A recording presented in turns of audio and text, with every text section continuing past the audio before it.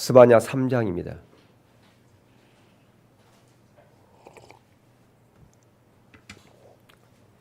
스바냐 3장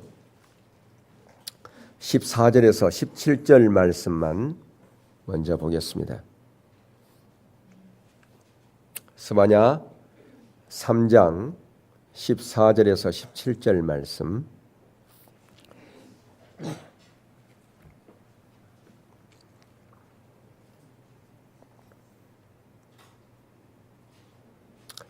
자, 우리 함께 합독하도록 하겠습니다. 시작. 시온에 따라 노래할지어다. 이스라엘아 기쁘게 부를지어다. 예루살렘 따라 전심으로 기뻐하며 즐거워할지어다. 그날에 사람이 예루살렘에게 이르기를 두려워하지 말라. 시온아 내 손을 늘어뜨리지 말라. 너희 하나님 여호와가 너희 가운데 계시니 그는 구원을 베푸실 전능자시라. 그가 너로 인하여 기쁨을 이기지 못하며 하시며 너를 잠잠히 사랑하시며 너로 인하여 즐거이 부르며 기뻐하시리라 하리라. 아멘. 예, 17절은 안 읽었어요? 달라요? 성경이? 예? 15절을 제가 안 읽었군요. 예. 그렇네요. 예. 자, 우리 17절만 한번 같이 읽겠습니다. 시작. 너희 하나님 여호와가 너희 가운데 계시니 그는 구원을 베푸실 전능자시라. 그가 너로 인하여 기쁨을 이기지 못하여 하시며 너를 잠잠히 사랑하시며 너로 인하여 즐거이 부르며 기뻐하시리라 하리라. 아멘. 스바냐는 짧은 장입니다. 3장밖에 안 되는 그런 짧은 장인데 이 스바냐는 심판과 회복에 대한 부분을 아주 축약해서 아주 요약해서 잘 설명해 주고 있는 그런 선지서이기도 합니다. 우리가 이스라엘 세 번의 비극이 있었다, 세 시대의 비극이 있었다라고 하는 그 부분을 이미 우리가 살펴봤죠. 가장 먼저의 비극은 북쪽 이스라엘이 아수르에 의해서 처참하게 멸망당했죠. 바로 이사야 선지자가 사역했던 그 시대, 호세아 시대 그때였습니다. 그리고 두 번째 비극은 그로부터 136년, 그러니까 722년에 주전 722년에 북쪽 이스라엘이 아수르에 의해서 처참하게 멸망당하고 그로부터 136년 후에 586년에 주전 586년에 남쪽 유다는 바벨론에 의해서 멸망당하고 세 번에 걸쳐서 포로로 잡혀갔습니다. 그리고 그 후로 500년 이후에 예수님 시대에 이스라엘은 로마 제도장군에 의해서 멸망을 당하게 됩니다. 바로 이 스바냐 선지자가 활동한 이때는 북쪽 이스라엘이 아수르에 의해서 멸망당하고 그들의 그 지배 아래서 고통당하고 있는 그때의 그 시대인 것을 우리가 봅니다. 그래서 이 스바 선지자가 활동하는 그때 하나님께서는 그들을 바로 아수르에 의해서 멸망당하고 그들을 바로 심판하셨던 그때였지만 하나님께서는 남은 자를 남겨두어서 그들에게 놀라운 회복과 부흥의 불씨를 붙이게 하였다라고 하는 그것을 또한 이 스바냐 선지자는 말씀해 주고 있는 것을 봅니다. 이러한 심판 중에서도 하나님은 항상 남은 자를 세워서 그들을 통해서 놀라운 회복을 일으키셨다라고 하는 것을 보게 되죠. 자, 오늘 12절을 한번 보겠습니다. 읽지 않았습니다만은 12절을 한번 보겠습니다. 12절 한번 같이 읽겠습니다. 시작. 내가 곤고하고 가난한 백성을 내 가운데 남겨두리니 그들이 여호와 이름을 의탁하여 보호를 받을지라. 하나님께서 지금 곤고하고 가난한 그러한 백성을 남겨두었다라고 말씀하고 있습니다. 이 곤고하다는 말은 영적으로 가난하다는 그런 의미죠. 그래서 마태복음 5장 3절에 산상수훈을 처음 시작하면서 심령이 가난한 자는 복이 있나니 저희가 천국을 볼 것이다라고 그렇게 말씀하고 있습니다. 다시 말하면 심령이 영적으로 가난한 자들에게 가장 먼저 이 땅에서 천국을 맛볼 수 있을 뿐 아니라 천국을 소망하고 더 나아가서 영원한 천국에 영원히 거하는 그러한 놀라운 은혜를 부으시겠다라고 하는 것입니다. 공고하고 가난한 그러한 자들은 이런 산상수훈, 마태복음 이런 신약에서뿐 아니라 구약에서 특별히 시편에서 많은 구절에서 바로 이런 심령이 가난한 자들에게 놀라운 은혜와 생명과 복을 주실 것을 말씀하고 있습니다. 예를 들어서 시편 22편 26절에 보면 겸손한 자는 먹고 배부를 것이며 여호와를 찾는 자는 그를 찬송할 것이라. 너희 마음은 영원히 살지어다. 다시 말하면 이 곤고하다는 말은 영적으로 가난하는 말로서 겸손을 말하는 겁니다. 겸비하는 것이죠. 하나님의 말씀 앞에 떠는 자세를 가진 것입니다. 하나님의 말씀 앞에 떠는 자세. 그것이 바로 성경에서는 겸비하다, 겸손하다, 가난하다, 심령이 가난하다 그렇게 말씀하고 있습니다.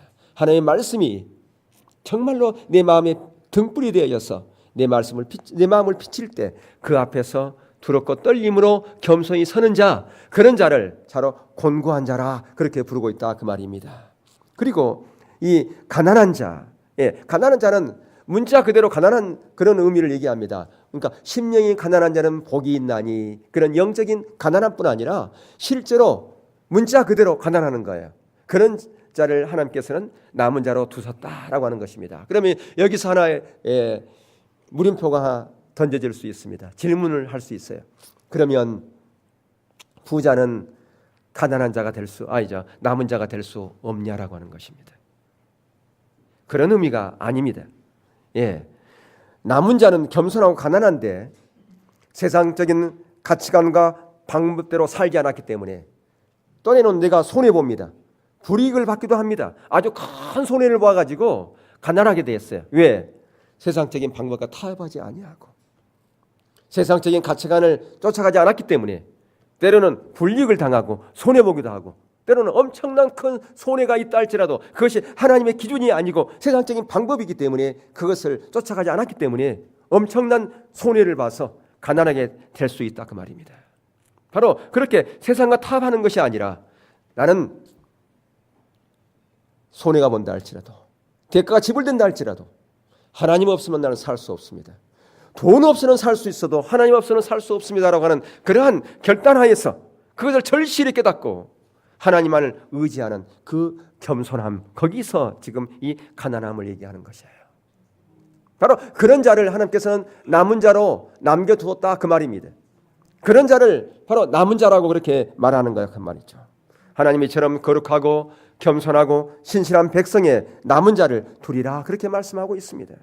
그래서 내가 곤고하고 가난한 백성을 내 가운데 남겨두리니 그들이 여호와 이름을 의탁하여 보호를 받을지라. 여기서 이 보호를 받는다는 이 말은 언어로 보니까 피한다는 그런 의미예요. 도피한다는 그런 의미입니다. 그러면 왜 여기서 보호를 받는다 그럴까요? 여러분 우리가 전쟁에 났을 때 적이 이 공습을 하거나 포격하면 어디에 숨는 게 안전합니까? 방공호. 방공호에 피하면 안전합니다. 우리가 신변 안전을 보호를 받을 수가 있어요. 근데 지금 하나님께 피한 것, 그것이 진정한 우리를 보호받을 수 있다. 그 얘기를 하고 있는 거다 그 말입니다. 전쟁이 일어나면 우리가 방공호라든가 이런 은폐가 되는 그런 곳을 찾아서 우리가 숨습니다. 적으로부터 그 공격으로부터 보호를 받기 위해서 문제 닥치면 우리가 나름대로 문제 해결하기 위해서 사방으로 뛰어다닙니다. 사람을 찾기도 하고 문제 해결에 위해서 노력하기도 하고 이런저런 구상을 하면서 그렇게 찾아갑니다. 나름대로 안전지대를 우리가 찾지 않습니까? 그런데 성경에서는 가장 안전한 안전지대가 어디라고 우리에게 소개하고 있냐면 바로 하나님께 의탁하고 그분께 숨는 것이 가장 안전하다고 우리에게 그렇게 말씀하고 있다라고 하는 것이죠.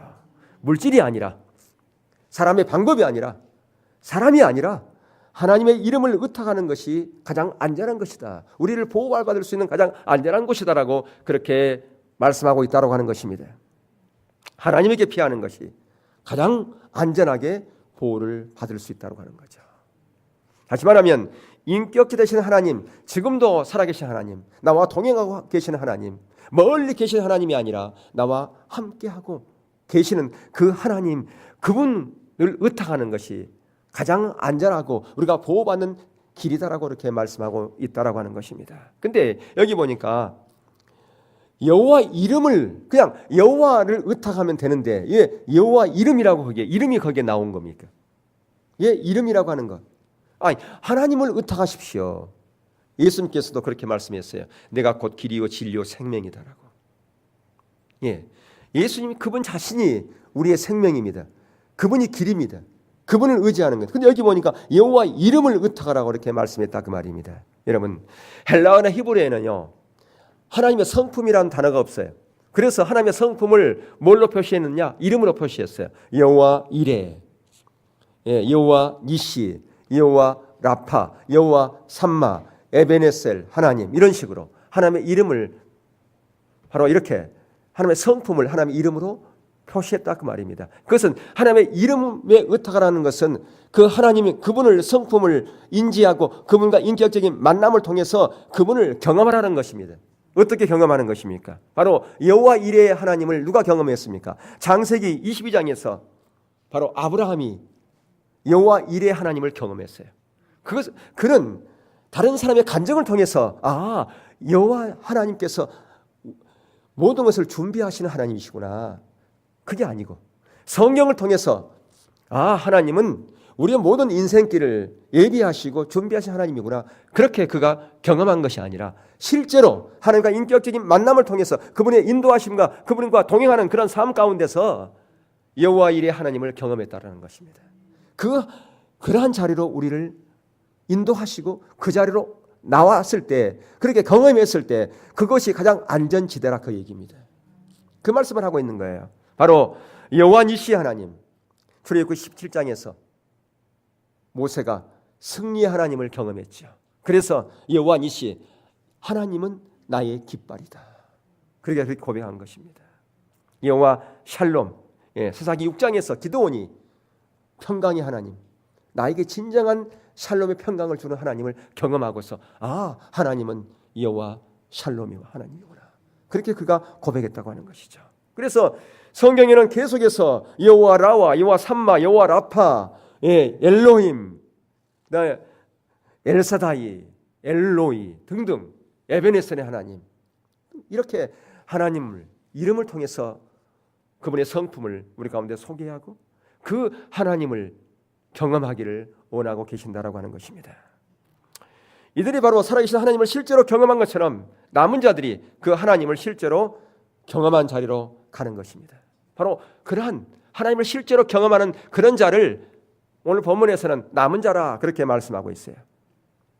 바로 그렇게 경험하는 자리가 가장 안전한 자리인데, 바로 남은 자들이 그러한 자리에 갈 뿐 아니라 그런 남은 자를 하나님께서는 시대마다 세우고 계신다라고 하는 것입니다. 하나님께서는 항상 이스라엘 심판한 가운데서도 이런 남은 자를 세워서, 이런 남은 자를 남겨서 이스라엘의 그 회복의 불씨를 끄지 않으시고 다시 그들을 통해서 회복의 불씨를 붙이셨다라고 하는 것입니다. 이 남은 자가 그러면 어떤 사람입니까? 이 남은 자, 오늘날의 남은 자는 누굴까요? 저와 여러분이 오늘날의 남은 자인데, 다시 말하면 십자가의 복음 위에 서서 신앙의 본질을 추구하는 자가 남은 자요? 아니, 신앙의 본질을 추구할 뿐 아니라 신앙의 본질을 실현하며 살아가는 자, 실천하며 살아가는 자, 그런 자가 남은 자라고 하는 것입니다. 여러분, 십자가의 복음은 다른 게 아니라 인격자 되신 예수 그리스도, 그분이 복음이죠. 십자가의 복음입니다. 그래서 사도 바울은 아테네에서 복음을 전할 때 그 철학자들과 대화할 때 세상적인 어떤 말이나 철학적인 말을 통해서 그들을 설득하려고 했었는데 실패했어요. 그래서 그가 고린도 지역으로 오면서 고린도 전서에서 그러잖아요. 나는 십자가에 못 박히신 그분만을 내가 전하겠다. 내가 세상적인 말로 하지 않겠다. 세상적인 말로, 세상적인 것을 거기에 십자가 복음에다가 더하면 하나님의 능력이 소멸되기 때문에, 하나님의 능력이 그치기 때문에 나는 더 이상 세상적인 말과 세상적인 가치관, 이것을 하나님의 복음에다가 더하지 않으리라. 그는 그렇게 고백하고 있었어요. 바로 하나님의 말씀은 나의 진정한 빛이요 등불이요 내 인생의 나침판이기 때문에 이 하나님 말씀만 내가 의지하여 다른 것에 거기에 더하지 않으리라. 그게 복음 아니겠습니까? 바로 신앙의 본질이 거기에 담겨져 있는 것이죠. 지금도 살아계신 하나님, 그 하나님이 내 인생길을 지금도 인도하고 계시는데 그 하나님을 내가 인격적으로 친밀한 관계를 통해서 알고 사랑하는 것이 내 신앙생활의 첫 번째 단추다라고 하는 거예요. 우리의 신앙생활의 첫 단추가 뭡니까? 하나님과 인격적인 만남이죠. 관계죠. 우리 기독교가 무엇으로부터 시작되어집니까? 관계로부터 시작되어지는 것이죠. 하나님과 친밀한 관계, 그분과의 만남, 그 안에서 하나님의 의도와 목적을 알아서 그 목적에 온 삶으로 동참하는 삶, 그것을 하나님께서는 원하고 계시는 것이죠. 그게 바로 신앙의 본질이다라고 하는 것입니다. 그렇게 십자가 복음에 있어서 신앙의 본질을 추구하는 자, 그런 자가 바로 오늘 이 시대의 남은 자라고 하는 것입니다. 그런 자만이 이 시대의 하나님의 의도와 목적을 알아 그 목적에 자기의 삶을 전환하여 거기에 동참하는, 그래서 하나님께서 이 시대에 이루고자 하는 하나님의 뜻을, 그분의 목적을 이룰 수 있기 때문에 그렇습니다. 바로 그런 남은 자를 하나님께서는 저와 여러분을 통해서 그 남은 자를 세우고 계신다라고 하는 것입니다. 근데 이 남은 자의 특징이 13절에 설명되어 있어요. 13절 한번 읽겠습니다. 시작. 이스라엘의 남은 자는 악을 행치 아니하며 거짓을 말하지 아니하며 입에 개울한 혀가 없으며 먹으며 누구나 놀라게 할 자가 없으리라. 네 가지 특징이 있는데 첫 번째 뭡니까? 악을 행하지 않은 거예요. 남은 자는 악을 행하지 않는 거예요. 두 번째가요, 거짓을 말하지 않는 거예요. 세 번째가 입에 개울한 혀가 없으며, 이건 무슨 의미냐? 남을 속이지 아니하고 배반하지 않는다는 거예요. 더 나아가서 네 번째, 먹으며 누구나 놀랍게 할 자가 없다. 이것은, 이 용어는 목축업을 할 때 쓰는 용어예요. 무슨 얘기냐? 시편 23편에서 다윗이 고백한 것과 같은 고백이라 그 말이에요. 시편 23편에 어떤 고백인데요? 우리 한번 그 고백을 한번 하면서 이 말씀을 한번 생각해 보십시다. 거기 보면 먹으며 누우며 놀라게 할 자가 없다. 시편 23편 다윗이 목동으로 있을 때 양을 치면서 그는 이 신실한 하나님, 양을 돌보시는 진정한 그 목자 되시는 그 하나님을 그가 경험하고서 노래한 시편 아니겠습니까? 자, 함께 읽겠습니다. 시작. 여호와는 나의 목자시니 내게 부족함이 없으리로다. 그가 나를 푸른 초장에 누이시며 실만한 물가로 인도하시는도다. 내 영혼을 수정시키시고 자기 이름을 위하여 의의 길로 인도하시는도다. 내가 사망의 음침한 골짜기로 다닐지라도 해를 두려워하지 않을 것은 주께서 나와 함께 하심이라. 주의 지팡이와 막대기가 나를 안위하시나이다. 주께서 내 원수의 목전에서 내게 상을 베푸시고 기름으로 내 머리에 바르셨으니 내 잔이 넘치나이다. 나의 평생의 선하심과 인자하심이 정녕 나를 따르리니 내가 여호와의 집에 영원히 거하리로다. 아멘. 바로 하나님께서 목자 되시고 내가 음침한 골짜기로 다닐지라도 내가 두려워하지 않는 것은 그분께서 나의 보호자가 되시고 나와 동행하시고 나와 함께하고 그분이 나의 피할 바위시기 때문에 그렇게 지금 다윗은 노래하고 있다라고 하는 것입니다. 그에게 무슨 고난이 없어서가 아니라, 그에게 무슨 문제가 없어서가 아니라, 문제보다 더 그 문제를 해결할 수 있는 그 능력을 가지신 그 하나님이 나와 동행하고 있기 때문에 그는 두려워할 필요가 없다라고 하는 것이죠. 그렇기 때문에 노래하라, 기쁘게 노래하라는 것입니다. 14절에 시온에 따라 노래할지어다, 이스라엘아 기쁘게 부를지어다, 예루살렘 따라 전심으로 기뻐하며 즐거워할지어다. 환경이 좋기 때문에 노래하는 게 아니란 말이에요. 문제가 해결됐기 때문에 기뻐한 게 아니라 그 말이에요. 고난이 없었기 때문에 그들이 기뻐하고 노래한 게 아니라 그 말입니다. 여러분, 십자가의 복음 위에 서서 신앙의 본질 가운데 그것을 추구하고 살아가면 어려움이 없습니까? 아니요. 대가 지불이 있습니다. 대가 지불이 있어요. 엄청난 대가 지불이 있습니다. 말 그대로 곤고하고 가난한 백성이 될 수 있다 그 말입니다. 그런데 그런 가운데서도 그들에게는 소망이 있었어요. 그런 고난 가운데 소망이 있었어요. 그래서 고린도서 4장 8절에 보면, 거기에 보면 그들이 어려운 핍박과 고난 가운데 있었지만 그들에게는 소망이 있었습니다. 왜요? 예수 그리스도 그들의 소망이었거든요. 그래서 그들은 우리가 사망으로 함께 읽겠습니다. 시작. 우리가 사망으로 우겨싸움을 당하여도 쌓이지 아니하며 답답한 일을 당하여도 낙심하지 아니하며 핍박을 받아도 버림받지 아니하며 거꾸로 뜨림을 당하여도 망하지 아니하고 우리가 항상 예수 죽인 것을 몸에 짊어짐은 예수의 생명도 우리 몸에 나타나게 함이라. 우리의 산자가 항상 예수를 위하여 죽음에 넘기우면 예수의 생명이 또한 우리 죽을 육체에 나타나게 하려 함이니라. 우리가 대가 지불 없이 예수의 생명이 우리 가운데 나타날 수가 없어요. 우리가 손해보지 않고서 절대로 예수의 생명이 우리 가운데 나타날 수 없어요. 내가 이 채릴 것 다 채리고 세상의 사람들과 누릴 것 다 누리면서 어떻게 우리 가운데 예수 생명이 나타날 수 있습니까? 불가능합니다. 대가 지불 없이 내가 예수 때문에 손해보지 않고서 어떻게 예수의 생명이 우리 가운데 나타날 수 있습니까? 불가능합니다. 그러나 사방으로 우겨섬을 당한 그런 어려움과 고난 가운데 있다 할지라도 답답하니 당한다 할지라도 우리는 쌓이지 않고 핍박 가운데 있어도 진정으로 그것이 버림받지 않는 거라 그 말이에요. 왜요? 생명 되신 주님이 나와 함께하고 있기 때문에, 나와 동행하고 있기 때문에 하는 거죠. 계속해서 15절 이하를 한번 읽겠습니다. 시작. 모든 것을 너희를 위하여 하는 것은 은혜가 많은 사람의 감사함으로 말미암아 더하여 넘쳐서 하나님께 영광을 돌리게 하려 함이라. 그러므로 우리가 낙심치 아니하노니 겉사람은 후패하나 우리의 속은 날로 새롭도다. 우리의 잠시 받은 환난에 경한 것이 지극히 크고 영원한 영광에 중한 것을 우리에게 이루게 함이니 우리의 돌아보는 것은 보이는 것이 아니요 보이지 않는 것이니 보이는 것은 잠깐이요 보이지 않는 것은 영원함이라. 아멘. 예, 보이는 것은 잠깐입니다. 보이지 않는 영원한 세계가 우리 가운데 있는데 왜 우리가 낙심합니까? 오히려 감사해야죠.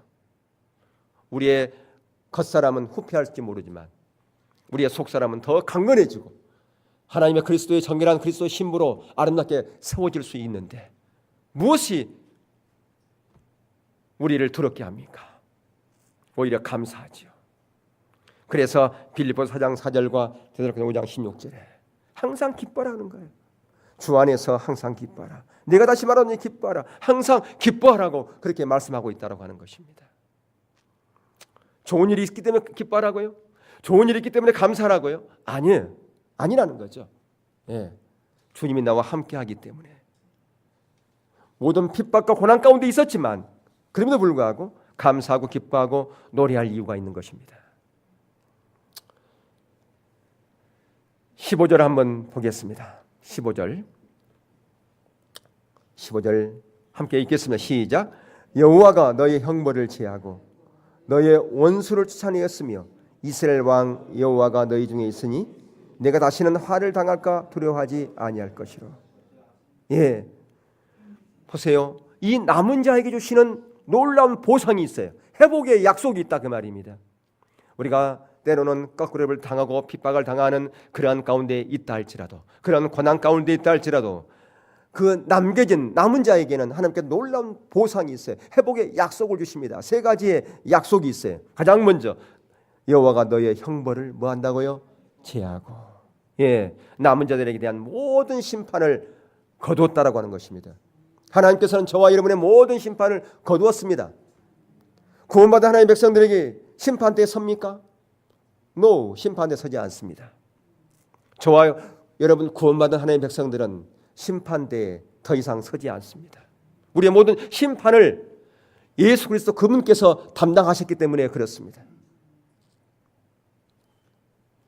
그리고 그것뿐 아니라 우리의 모든 죄악이 다 사해졌어요.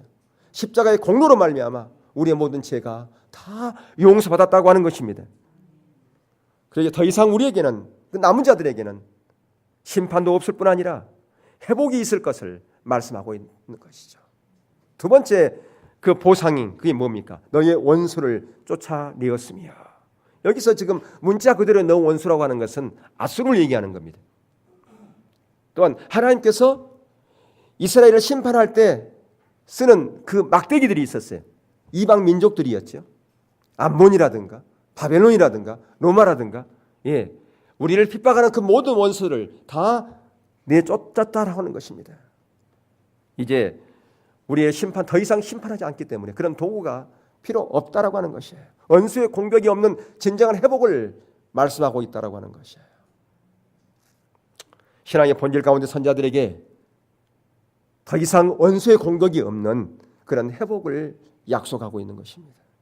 세 번째 보상이 뭡니까? 예, 이스라엘 왕 여호와가 너희 중에 있으니 그러면서 두려워하지 않을 것이다. 누가 우리의 왕이라는 것입니까? 예, 하나님이, 만왕의 왕 대신 하나님이 우리의 왕이 되신 것이죠. 왕이 돼서 우리의 신분을 보장하고 우리를 보호하시는 겁니다. 만약에 여러분 가운데 지금의 대통령이 여러분의 신분을 보장하고 이 사람은 어떤 일이 있다 하더라도 내가 신분을 보장합니다라고 하는 어떤 그런 그 약속의 어떤 보증서가 하나 있다면 여러분 어떻습니까? 옛날에 같으면, 지금보다 더한 옛날에는 왕이 이 사람은 내가 보증한 사람이야. 예, 그래 하면 모든 고을의 무슨 원님이나 사또가 다 벌벌 떱니다. 그게 누군데요? 바로 암행의사잖아요. 암행의사. 예, 암행의사가 한번 출두하면 그 고을의 모든 사람은 벌벌 떱니다. 거기에 아무리 높은 직위를 가진 사람도 그 암행의사 앞에서 무릎 꿇게 돼 있어요. 왜? 왕이 보낸 자기 때문에. 왕을 대신한 자기 때문에. 예, 근데 바로 그러한 왕보다 더 위대하시고 능력이 많으시고 그러한 하나님, 그분이 우리의 보호자가 되신다는 거죠. 예, 그것을 지금 여기서 약속하고 있어요. 남은 자에게 그런 보상을 주고 있다 그 말입니다. 예, 얼마나 놀라운 일입니까? 예, 바로 우리의 정체성을 바로 인식할 필요가 있어요. 나는 바로 그런 자라고 하는 것을 여러분 깊이 인식할 필요가 있고 감사해야 된다 그 말이에요. 그런데 그것만이 아니에요. 바로 이러한 하나님의 은혜와 사랑이 잘 표현되어 있는 9절의 17절의 말씀입니다. 그것만이 아니었다 그 말이에요. 17절 보세요. 자, 한번 읽겠습니다. 시작. 너희 하나님 여호와가 너희 가운데 계시니 그는 구원을 베푸실 전능자시라. 그가 너로 인하여 기쁨을 이기지 못하여 하시며 너를 잠잠히 사랑하시며 너로 인하여 즐거이 부르며 기뻐하시리라 하리라. 아멘. 지금 이 말, 이 구절에서 얼마나 하나님께서 저와 여러분을 사랑하고 계신지를 잘 보여주고 있지 않습니까? 예, 하나님께서 여러분과 언제나 함께 하신 하나님이에요. 여러분, 진정한 복이 무엇입니까? 진정한 복은 뭘까요? 하나님께서 우리에게 물질을 많이 주는 거예요? 아니요. 그분이 나와 함께 하는 것이 그게 복입니다. 그래서 신명기 30장에서 하나님께서 우리 가운데 두 가지를 두셨어요. 생명과 복과 사망과 화를 두었나니 너희가 살기 위해서는 생명과 복을 택하라고 이렇게 말씀하시면서 그 하나님, 그분 자신이 복이다라고 이렇게 말씀하지 않습니까? 그래서 누굴 택하라고요? 생명과 복을 택하되 바로 하나님을 사랑하는 것이 전제되지 않습니까? 하나님을 사랑하고, 예, 그분의 길에 서는 것. 그래서 예수님께서 내가 곧 길이요 진리요 생명이라고 이렇게 말씀하는 것은 그것은 바로 주님 가운데 살아가는 것입니다. 하나님을 선택하라는 것입니다. 그분의 길에 우리의 인생길을 거기다 넣으라는 것이죠. 그게 진정한 복이라고 하는 말씀하고 있어요. 그런 하나님께서 지금 우리와 함께하고 있고요. 나로 인하여 지금 기쁨을 이기지 못하고 있다 그 말이에요. 하나님께서 우리를 생각할 때마다 그냥 너무너무 기뻐가지고 어쩔 줄을 모릅니다. 내 자신을 바라보면서 기뻐하시는 거예요. 여러분, 어린 자녀들 보면요, 어때요? 얼마나 그냥 사랑스럽고 보고 싶고 안 보면 또 보고 싶고 또 동영상 또 보고 그러잖아요. 그죠? 예, 그게 우리의 하나님 아버지가 저와 여러분을 바라볼 때 그렇게 보고 계신다 그 말이에요. 근데 그런 하나님은 우리가 자식들이 이뻐가지고 그렇게 기뻐하는 것보다 훨씬 더 그 강도가 더 크다는 거예요 지금. 예, 그러면서 그래 무슨 할머니 할아버지가 되면 응? 바보가 된다 그러잖아요. 누구에게? 손자에게. 예? 그런 얘기 들으셨어요? 근데 하나님은 더 하셔요. 우리를 바라보실 때. 오늘 말씀이 그러잖아요. 제 얘기가 아니라 오늘 말씀이 그런다 그 말이에요. 예. 나를 보고서 기쁨에 겨워가지고 어쩔 줄을 모르는 거예요. 예. 그런 하나님이 우리 아버지세요. 믿으세요? 예. 그러니까 더 그것뿐 아니라 잠잠히 나를 사랑한대. 그러니까 우리가 잠잠히 사랑한다 그러니까 하나님은 그냥 잠잘 때만 사랑한다? 그런 얘기예요? 그냥 사랑이 이 강도가 약하게 사랑한다? 그게 아니에요. 이 잠잠히 사랑한다는 것은요, 큰 강이 흐를 때는요 잠잠하게 흐릅니다. 근데 그 강의 수량을 보세요. 깊이를 보세요. 넓이를 보세요. 엄청납니다. 그걸 표현하고 있는 거예요. 하나님의 사랑은 그렇게 큰 강의 사랑처럼 우리를 잠잠히 소리 없이 흐르는 것 같지만 진짜 우리를 그분의 사랑의 넓이와 높이와 깊이가 엄청나다고 그 말이에요. 그렇게 우리를 사랑한다라고 하는 겁니다. 예수님께서 십자가의 길을 가실 때 조용히 가셨어요. 사내들은 공의 앞에서 빌라도 앞에서 그는 잠잠히 했습니다. 주님께서 가시는 그 길은 우리의 죄를 구원하기 위해서 마치 도살장에 끌려가는 어린 양처럼 그렇게 잠잠히 했습니다. 왜? 우리를 사랑했기 때문에. 그분의 사랑은 그렇게 잠잠하게 그렇게 묵묵히 그분의 길을 가셨어요. 우리를 사랑했기 때문에. 바로 하나님의 그 사랑이 우리를 위한 그 사랑이기 때문에 예수님께서 고난의 길을 가고 십자가의 길을 가고 죽음의 길을 갔지만 그 뜻을 돌이키지 않았습니다. 그분의 사랑이 너무나 컸기 때문에, 우리를 향한 그 사랑이 너무 컸기 때문에 그렇게 우리를 잠잠히 사랑했다 그 말입니다. 하나님 언제나 그 하나님의 그 얼굴로 저와 여러분을 미소 띄는 얼굴로 바라보십니다. 그래서 민수기 6장 25절 26절에서 이렇게 말씀해요. 여호와는 그 얼굴로 내게 비치사 은혜 베푸시기를 원하며, 여호와는 그 얼굴을 내게로 향하여 드사 평강 주시기를 원하노라. 예, 우리의 은혜 베푸시고 삶의 평강을 주시기를 원하는 그 하나님이 지금도 저와 여러분을 바라보고 계신다는 겁니다. 아멘. 예. 하나님께서 때로 주무시는 것 같고 내 형편을 처지를 모르는 것 같고 그렇지만 그분께서는 항상 눈동자와 같이 저와 여러분을 감찰하시고 소리 없이 우리 앞에, 우리 옆에, 우리 등 뒤에서, 우리 안에서 일하고 계신다라고 하는 것입니다.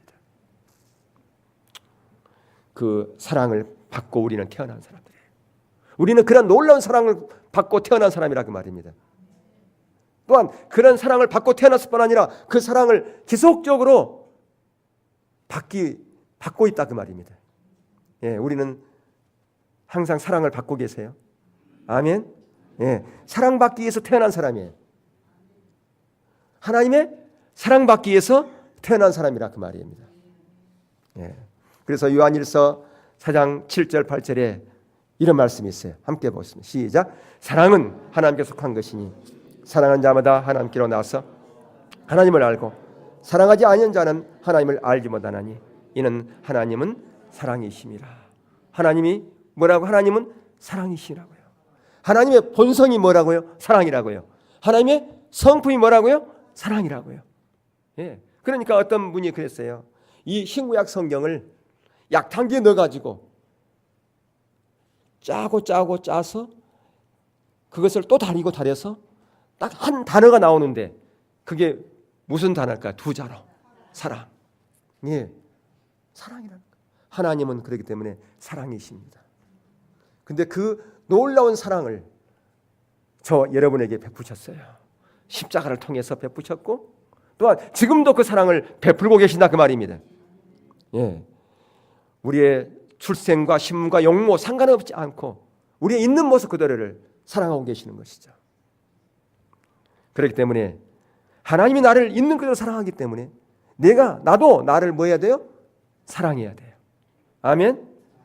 예, 다른 사람에게 나를 비교하지 마세요. 하나님은 나를 보고서 감탄했어요. 우리 인간을 창조하고서 심히 좋았다라고 그렇게 말씀했어요. 그게 뭡니까? 걸작품 중에 걸작품이다 그 말이에요.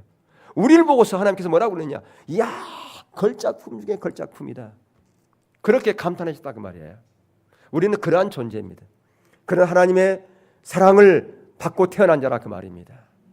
그렇게 관심을 받고 태어난 자라 그 말입니다. 그렇기 때문에 하나님께서 나의 있는 모습 그대로를 받아주십니다. 나를 용납하십니다. 그렇기 때문에 나를 미워하지 마세요.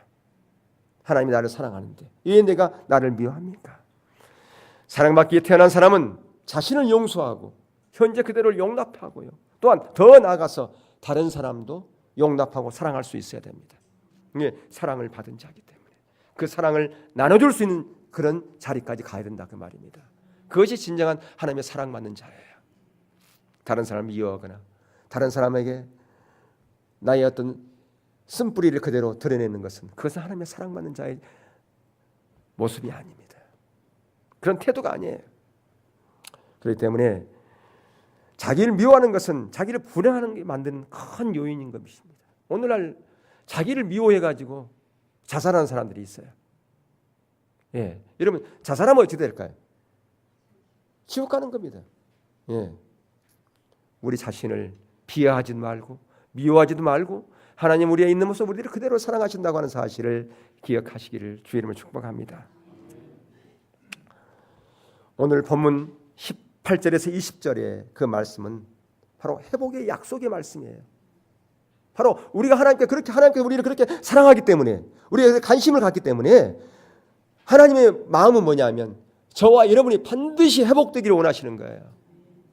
예, 여러분 자녀가 잘 되기를 원하는 게 부모의 마음 아닙니까? 하나님이 통일한 거예요. 저와 여러분이 반드시 회복되기를 원하는 게 하나님의 마음이라 그 말입니다. 어떻게 회복되기를 원하십니까? 18절에서도 20절을 한번 읽겠습니다. 시작. 내가 대의로 인하여 근심하는 자를 모으리니 그들은 내게 속한 자라. 너의 치욕이 그들에게 무거운 짐이 되었느니라. 그때 내가 너를 괴롭게 하는 자를 다 벌하고 저는 자를 구원하며 쫓겨난 자를 모으며 온 세상에서 수욕받는 자로 칭찬과 명성을 얻게 하리라. 내가 그때에 너희를 이끌고 그때에 너희를 모을지라.